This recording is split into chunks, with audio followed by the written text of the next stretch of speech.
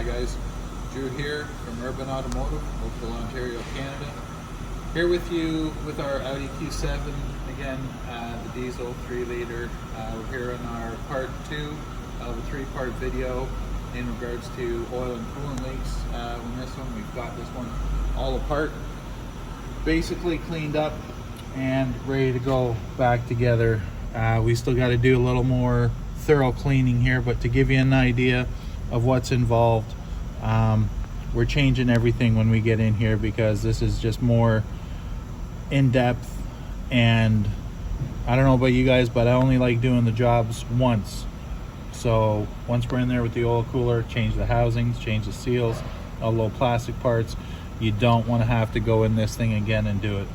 This is the housing here where the new engine oil cooler goes down onto.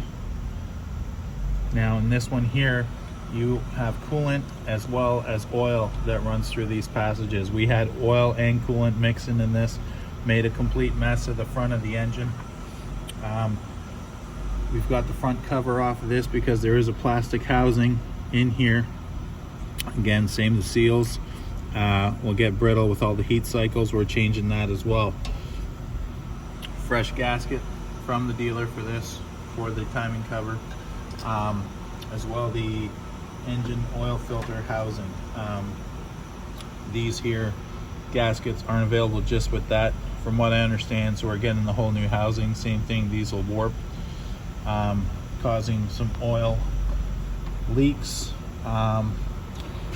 Very, very important with this because it doesn't matter how much you're trying to drain everything down, you'll have oil mixing into the coolant mixing into the oil. It's very important to be very thorough when you're cleaning all this out. Flush your cooling system out really well once it's all sealed back up.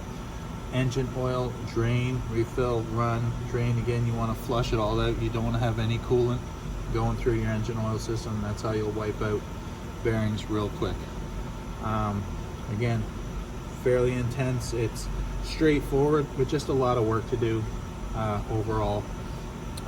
We'll come back to you guys with a third part of the video once it's all back together running, give you guys a basic idea of where the leaks start with this. Yeah, hope this helps. Hope you enjoyed. Urban Automotive, safety first.